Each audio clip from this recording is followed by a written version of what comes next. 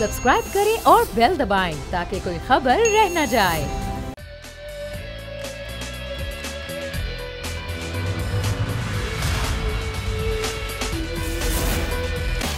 बिस्मिल्लाहिर्रहमानिर्रहीम, अस्सलाम वालेकुम। प्रोग्राम में मैं सुमैया रिजवान आपको खुश आमदीद कहती हूँ। मुल्क की सियासत पर बात करने के लिए हमारे साथ आज में ज्वाइन कर रहे हैं JUI फेस से मुफ्ती किफ़ायतुल्लाह साहब। अस्सलाम वालेकुम मुफ्ती किफ़ायत साहब। वालेकुम अस्सलाम व रहमतुल्लाह। मुफ्ती किफ़ायतुल्लाह साहब, PDM का ज़ाहिर है आप लोग हिस्सा हैं। अब आगे इलेक्शन की जब सूरत हाल बनेगी तो आप लोग किस तरीके से इलेक्शन लड़ने जा रहे हैं? ख़ास तौर पर जो सीट एडजस्टमेंट की बात बार बार की जा रही है, क्या कहीं पर भी JUI सीट एडजस्टमेंट की तरफ जाएगी? PDM की छतरी तले ही आगे की इलेक्शन की सूरत हाल बनेगी या इंडिविजुअली पार्टियां जिस तरह लड़ती हैं वैसे ही लड़ेगी JUI भी? बिस्मिल्लाहिर्रहमानिर्रहीम। देखें, इस हकीकत से तो आप इनकार नहीं कर सकती कि जिस आदमी के पार्टी के खिलाफ PDM बन गया था वो तो ख़त्म हो गया ना। अब जितनी मजबूत हमारा इत्तेहाद होना चाहिए था अब उसकी चंदा ज़रूरत नहीं है, इसलिए कि वो काम तो हमारे इत्तेहाद से हो गया है, का पाए तकमील तक पहुंच गया। अब ज़ाहिर है हमारा इत्तेहाद है, कोई एक पार्टी तो है नहीं, हर एक पार्टी अपना झंडा और एजेंडा सॉरी रखती मुफ्ती है। किफ़ायतुल्लाह साहब, हमें तो ये लगता था कि PDM इसलिए वजूद में आई कि आवाम को महंगाई से निजात दिलानी थी, लेकिन आपने कहा कि आप लोगों को तो चेयरमैन PTI से निजात दिलानी थी, इसलिए PDM बनी। देखो, ये कसीर मकासद मुहिम होती है, आप किसी एक नुक्ते पर इर्तिकाज़ नहीं कर सकते। उन्होंने मईशत का बेड़ा तबाह किया, उसको हटाने का माना ही यही था कि हम कुछ इस्लाह कर सकें और लोगों के लिए आसानी पैदा हो। ये दो अलग अलग चीज़ें नहीं, ये एक चीज़ें हैं। अब जो मैं बात करना चाहता था वो ये है कि हर एक पार्टी का अपना अपना एजेंडा है और इत्तेहाद के अंदर कोई पार्टी अपना रंग दूसरे पार्टी को देती है ना। देखें, हम तीन पार्टियों की बात करेंगे। एक हमारी पार्टी है जमीयत उलमा इस्लाम, ये मजहबी जमात है, और पीपल्स पार्टी है, ये सेकुलर जमात है।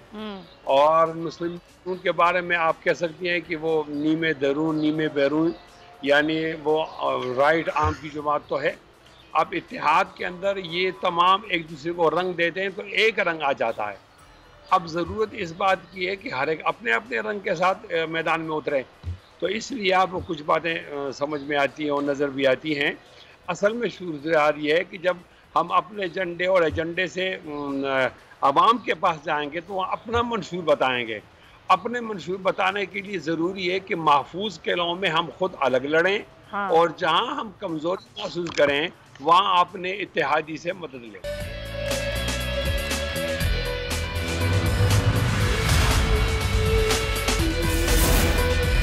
वेलकम बैक नाजरीन, और अब प्रोग्राम के हिस्से में हम लापता दोस्त टाइटन की बात करते हैं, क्योंकि टाइटन की किस्मत भी टाइटैनिक जैसी ही है। टाइटन की किस्मत अगर टाइटैनिक जैसी ही निकली है तो 1912 की अगर हम बात करें तो टाइटैनिक जहाज़ अपने सफ़र पर निकला था और ये सफ़र उसका आखिरी सफ़र साबित हुआ था। टाइटन आबदोस में सवार मुसाफिर भी बहरे क़यानूस में मौजूद टाइटैनिक की बाक़ियात को देखने के लिए निकले और कहीं गहरे पानियों में खो गए। 18 जून से लापता टाइटन में 3 मुसाफिर, एक पायलट और एक माहिर सवार था।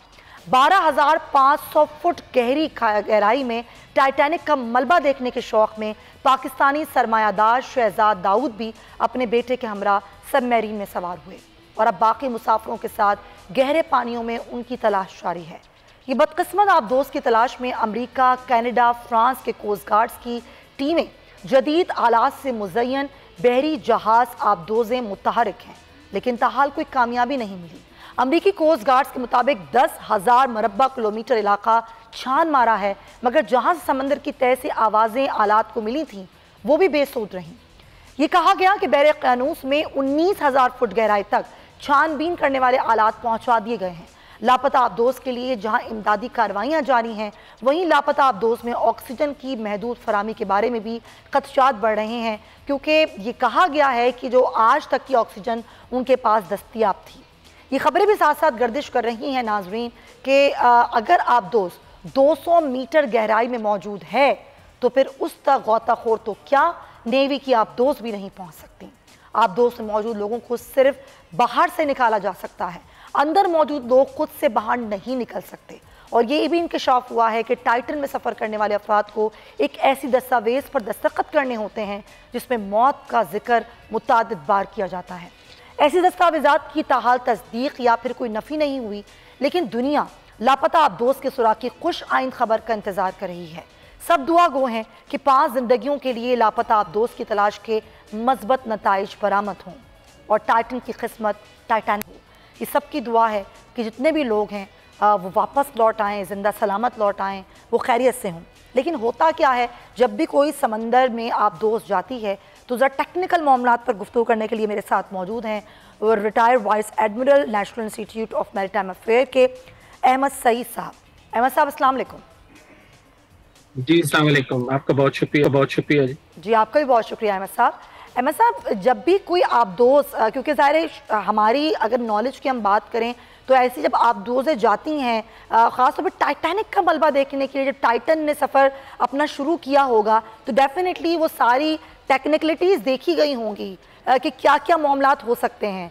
जब भी कोई आबदोज़ जाती है और खुदा ना खास्ता इस तरह की सूरत हाल हो कि वो आबदोज़ गुम हो जाए या लापता हो जाए, तो क्या तरीक़ेकार हो सकता है मुमकिन तौर पर? जी, पहले तो जैसे आपने कहा कि अगर सबमीन ने जाना हो तो उसके इनिशियल टेस्ट तो होते हैं, जब भी जाना हो तो उसके, लेकिन इसको थोड़ा सा और पीछे ले जाएं तो बात को समझने में और आसानी हो जाएगी कि ये कंपनी जो इसको लेके चल रही थी ओशन गेट के नाम से, ये 2009 से ये ऑपरेशंस कर रही है और अभी तक तकरीबन ये इस तरह के 200 के करीब ये डाइविंग ऑपरेशंस करवा चुकी है। और इसके पास पहले एक सबमरीन थी जो कि 300 मीटर्स तक थी, उसके बाद इन्होंने दूसरी बनाई जो 500 मीटर्स तक है, और ये इसके बाद इन्होंने 2018 में ये सबमरीन बनाई जो कि 4000 मीटर तक जा सकती है। तो उस हवाले से इनके पास एक्सपीरियंस तो था। अच्छा। लेकिन इस पर्टिकुलर सबमरीन की कंस्ट्रक्शन के अंदर इनसे कुछ जो इनके अपने इंजीनियर्स थे उनकी इनसे राय से मुत्तफिक नहीं थे कि ये सबमरीन 4000 तक जा सकती है। तो उस हवाले से इनके एक इंजीनियर ने इनके कोर्ट में लॉ सूट भी किया था, जो बाद में उन्होंने आउट ऑफ कोर्ट उसको सेटल कर लिया। और इसके अलावा एक आध और ऑर्गेनाइजेशन है जो कि मेरीन टेक्निकल ऑर्गेनाइजेशन के नाम से है, उसने भी इनसे ये बात की कि आप इस सबमरीन को थर्ड पार्टी सर्टिफिकेशन ज़रूर कराएं, जो कि इसके सीईओ ने नहीं करवाई। तो ये कुछ उसमें ऐसे इश्यूज हैं जो कि इसकी तरफ बात करते हैं या इंडिकेट करते हैं कि ये शायद इसमें कुछ सेफ्टी के इशू भी रह गए हों। तो बहरहाल ये एक अभी टेक्निकल इशू है जिसके ऊपर माहिरीन अभी अपनी अपनी राय दे रहे हैं, लेकिन हमारी दुआ है कि पॉसिबिलिटी क्या लगती है जब ये थर्ड पार्टी सर्टिफिकेशन नहीं हुआ, कुछ खदशात भी जाहिर किए गए, तो अब इस सिनेरियो को देखते हुए आपको पॉसिबिलिटीज क्या लगती हैं इसके मिलने की? मेरे ख्याल में तो लेवल ऑफ रिस्क यकीनी तौर पे इंक्रीज होता है जब आप क्लासिफिकेशन सोसाइटी से इसकी सर्टिफिकेशन नहीं कराते, जो कि एक इंटरनेशनल नॉर्म्स हैं। तो ये पार्ट तो उसमें एक है, सुकून रहता है। बाकी हमारी वी होप के अल्लाह ताला उनको सबको खैरियत से रखे और खैरियत से वापस आ जाए। जी हाँ बिल्कुल, दुआ तो कर रहे हैं, यकीनन उनके घर वालों में पता नहीं क्या गुजर रही होगी। लेकिन हम साहब, जब ये खासतौर पे हम टाइटैनिक के मलबे की बात करते हैं कि हज़ारों साल पहले का वो मलबा जिसको देखने की उन्होंने एक ज़ाहिर अपनी तमन्ना होती है, ख्वाहिश होती है, ख्वाब होता है लोगों का कि वो फिर गए और उन्होंने ये सोचा, यकीनन एक बहुत बड़ा फ़ैसला होगा। ये जो मलबा होता है, जो कोई भी मलबा हो, उसकी गहराई कितनी होती है अगर हम अंदाज़ा लगाएं? वो डेफिनेटली वो सारी चीज़ों को उन्होंने देखा तो होगा कि इतना गहराई में जाना क्या सेफ होता है समंदर की? इससे जाने से पहले यकीनन उन्होंने जितनी अभी एविडेंस आ रही है उसके मुताबिक उन्होंने बोट की टेस्टिंग अपने हवाले से तो की, जो उनका खुद अपना कहना था, जो उन्होंने एक आध उस चीज़ पे एक एक्सप्लेनेशन भी दी सीईओ साहब मिस्टर रश ने, कि हमने अपने तौर पे इसको देख लिया और हमें किसी से सर्टिफिकेशन कराने की ज़रूरत नहीं है। लेकिन बहरहाल ये एक इम्कान है जिसके ऊपर बात हो रही है। लेकिन मेरे ख्याल में जो इसका चूँकि सीईओ खुद भी ऑन बोर्ड था, तो उसने 200% आई वुड से कि उसने तमाम सेफ्टीज को चेक किया होगा। तो ये बात तो है बीच में जी। अच्छा, एक और चीज़ अहमद साहब कि रोबोट्स की मदद भी ली जाएगी इस ऑपरेशन में, ड्रोन्स की मदद भी ली जा रही है, मुख्तलिफ आलात हैं जिसकी मदद से इनका सुराग लगाया जा रहा है। इंशाल्लाह उम्मीद है कि सुराग लगा लिया जाएगा। सुराग लगाने के बाद इस आबदोस में से लोगों को निकालना जहाँ तक हमने रिसर्च की है कि मुमकिन नहीं होगा, तो उसके बाद के मामलात क्या होंगे इंशाल्लाह अगर ये आबदोस मिल जाती है? दो तरीके हैं। एक तो ये है कि अगर ये डिसेबल्ड सबमरीन है, किसी जगह पे बॉटम पे किसी नेट में या किसी ऐसी ऑब्जेक्टिव में फंस गई है तो वहां से हिल नहीं पा रही, तो अगर रोबोटिक आर्म से इसको डिसलॉज कर लिया जाए तो ये ऑटोमेटिकली सरफेस पे आ जाएगी। ये दिस इज वन पॉसिबिलिटी। दूसरा ये है कि अगर इनकैपेसिटेट हो गए इनके अंदर जो लोग हैं, तो फिर उसमें इसको लिफ्ट करना पड़ेगा इंटायरली एज ए बॉडीली। तो उसमें थोड़ी सी ज्यादा एफर्ट की जाती है, उसमें फिर शिप्स जो है जरा बड़े इस्तेमाल होते हैं, तो वो ऑपरेशन थोड़ा सा टाइम टेकिंग। और आपको लगता है कि वहाँ पर जो ज़ाहिर नेवी है, यूएस नेवी है, कनाडा की है, वो उनके पास कुछ इस तरह की डेफिनेटली चीज़ें मौजूद होंगी कि वो उसको लिफ्ट भी कर सकें? पता नहीं वो कहाँ मौजूद होगी वो आबदोस।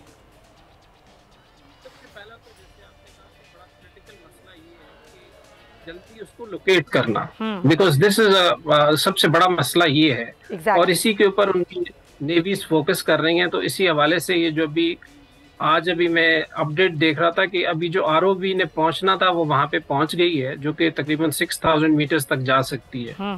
तब उसको उन्होंने लॉन्च किया है। दैट्स लेट्स सी उसके क्या रिजल्ट्स आते हैं। तो जितनी जल्दी उसको लोकेट कर रहे हैं उसी से ही लाइफ जो है कितनी जल्दी बचाई जा सकती है, ये इस पे डिपेंड करे। अच्छा, बस आखिरी सवाल का जवाब दे दें अहमद साहब कि आज तक की उनके पास ऑक्सीजन थी, क्या आपको कोई उम्मीद है कि वो जिंदा सलामत होंगे जितने भी लोग उसमें आबदोज में थे? जी, उसमें मैं तो ये बात जरूर करूंगा कि इसमें सिर्फ ऑक्सीजन तो एक एलिमेंट है, इसमें कार्बन मोनोऑक्साइड की ज्यादती भी होती है। इसके अलावा जो उनके पास पानी है, अगर पानी खत्म हो जाए तो भी ह्यूमन बॉडी 3 दिन से ज्यादा अंडर सी नहीं रह सकती। तो ये क्यूमुलेटिव टुगेदर ये सारे एलिमेंट्स हैं जो इनके लिए प्रॉब्लम करेंगे। लेकिन अल्लाह ताला की ज़ात है, मैं तो समझता हूँ कि हमें 2-3 दिन तक इस उम्मीद के साथ चलना चाहिए और इंशाल्लाह बेहतर नताइज की तवक्को इंशाल्लाह। अहमद सईद साहब, thank you so much for your time sir. बहुत क्लियरिटी भी कर दी है। हम दुआ गो हैं कि वो आबदोस का सुराग मिल जाए और वो लोग जिंदा सलामत अपने घरों को वापस लौट जाएं। एक तरफ तो ये आबदोस जो कि टाइटन थी ये गुमशुदा हो गई, गुम हो गई, लापता हो गई, तो दूसरी तरफ यूनान कश्ती हादसा जिसको 1 हफ्ता हो चुका है और अब जो एक उम्मीद थी, जो एक ज़िंदगी की रमक थी कि हमारे प्यारे लौट आएंगे वो माधूम होती जा रही है। क्या कुछ हो रहा है वहाँ पर? हमारे रफ़ाकत हुसैन, उनसे हम ज़रा बात करते हैं। रफ़ाकत, तलाश का अमल कहाँ तक पहुँचा है? क्या कोई रमक बाकी है ज़िंदगी की कि कोई ज़िंदा बचा हो? 1 हफ्ता हो गया अब तो। जी, बिस्मिल्लाहिर्रहमानिर्रहीम। असल में अब जिंदा जो रहने वाली बात है वो तो बिल्कुल ही 0 पॉइंट पे चली गई है। अब तो जो ऑपरेशन किया जा रहा है, सर्च ऑपरेशन किया जा रहा है, वो तो सिर्फ इसलिए किया जा रहा है कि जो मयते हैं, जो डेड बॉडीज हैं, उनको कलेक्ट कर लिया जाए। असल में इन्होंने 2 दिन के लिए जो ऑपरेशन स्टॉप किया था, तो अगर उसको कंटिन्यू रखते तो आज मयतों के रिजल्ट जो है वो बिल्कुल मुख्तलिफ होते। तो इसलिए अब तक जिंदा रहने वाली बात जो है ना बिल्कुल ख़त्म हो चुकी है। बस ये बड़ी अफसोस की बात है कि ज़िंदगी की रमक बहुत मादूम हो गई रफ़ाकत, लेकिन फिर भी लोग चाहते हैं कि उनके प्यारों की डेड बॉडीज़ ही उनको मिल जाएं। लेकिन हमें कुछ खबरें सुनने को आई थी कि वहाँ पर जो कोस्ट गार्ड्स हैं, जो वहाँ पर कर रहे हैं इस ऑपरेशन का हिस्सा हैं, वो कुछ पैसे भी तलब कर रहे हैं। क्या ये बात दुरुस्त है? जी, अभी तक चूंकि ये सरकारी एजेंसीज हैं और कोस्ट गार्ड है, इसमें ऐसी जो बात है हमारे तक सुनने को नहीं, क्योंकि पहले ही यूरोपीय यूनियन की तरफ से और मुकामी सियासी पार्टीज की तरफ से और ख़ास तौर पर मुकामी लोगों की तरफ से कोस्ट गार्ड्स को बहुत ही ज़्यादा सख्त तनकीद का निशाना बनाया जा रहा है।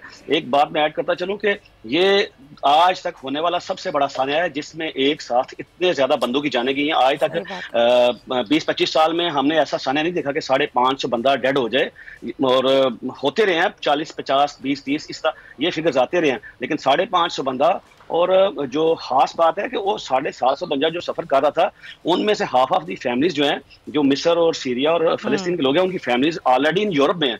तो वो पूरा जोर लगा रहे हैं कि किसी तरीके इस ऑपरेशन को कंटिन्यू किया जाए। और ये जो पैसों वाली बात है, ये तो अभी तक हमारे पास नहीं आई, और मेरा नहीं ख्याल कि ग्रीस अथॉरिटी और खासतौर पे कोस्ट गार्ड जो इस चीज़ के मुतामिल हो सकते हैं। जब BBC और ये कब तक रखा जाएगा रफाकत, ये ऑपरेशन कब तक जारी रखा जाएगा? जी, ये आज पता चल जाएगा, क्योंकि आज इन्होंने इस दायरा कार को 60-70 किलोमीटर वसी कर दिया है, और उन्होंने जो नजदीक जजीरे हैं उनको वहां तक ले गए हैं, ताकि मजीद देखा जाए कि कोई डेड बॉडी समंदर के किनारे पे तो नहीं लगी। ठीक है, बहुत शुक्रिया रफाकत हुसैन। हमारे यूनान से हमारे रिपोर्टर, उनका कहना यह कि मजीद दायरा कार बढ़ा दिया गया है। कोशिश कर रही है वहाँ ग्रीस की हुकूमत भी और मकामी लोग कि किसी तरीके से भी जो प्यारे हैं उनकी डेड बॉडीज़ एटलीस्ट उनको मिल जाएँ। पाकिस्तानी इतने सवार थे, बस बहुत ही अफसोसनाक की बात है।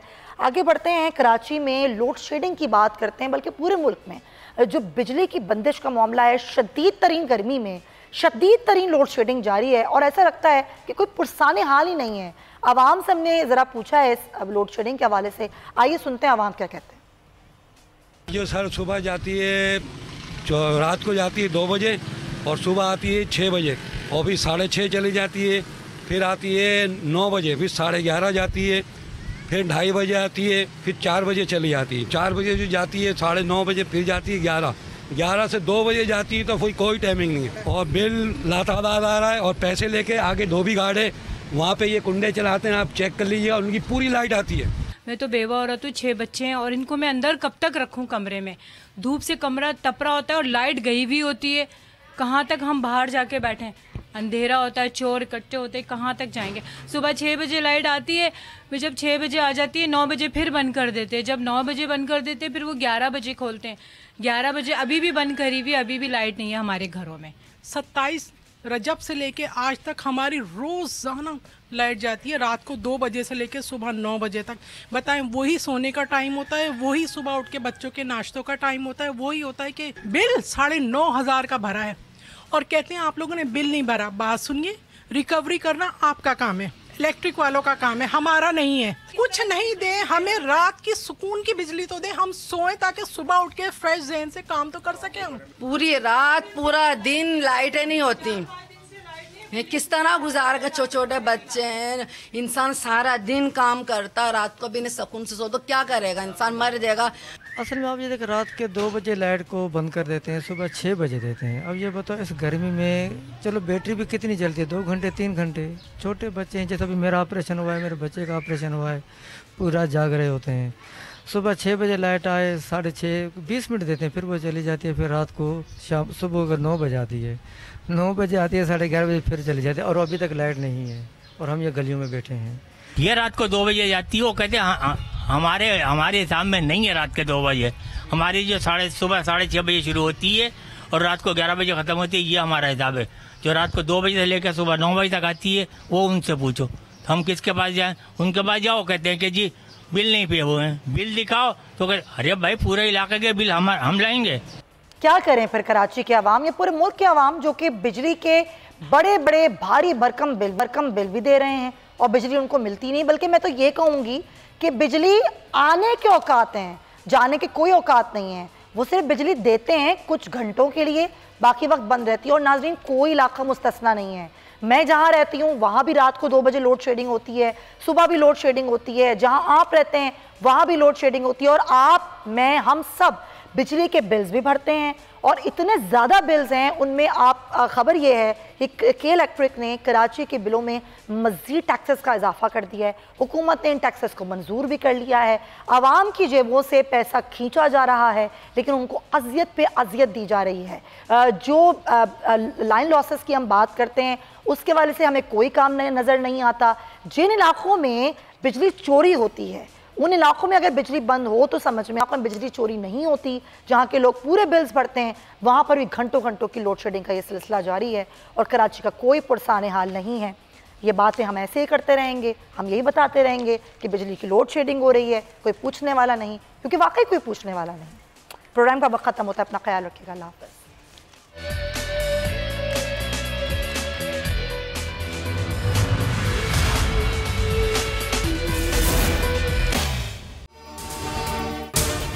अगर आपको ये वीडियो पसंद आई है तो सब्सक्राइब करें और बेल आइकन पर क्लिक करें।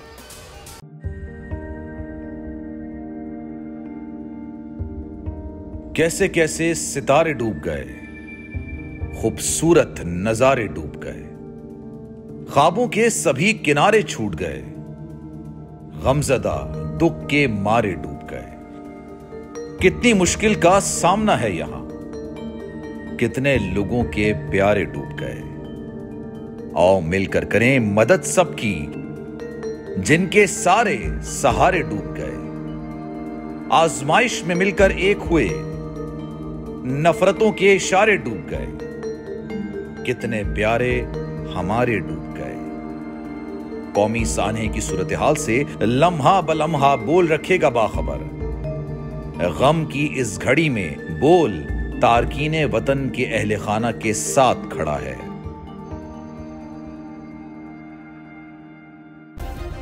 सब्सक्राइब करें और बेल दबाएं ताकि कोई खबर रह न जाए।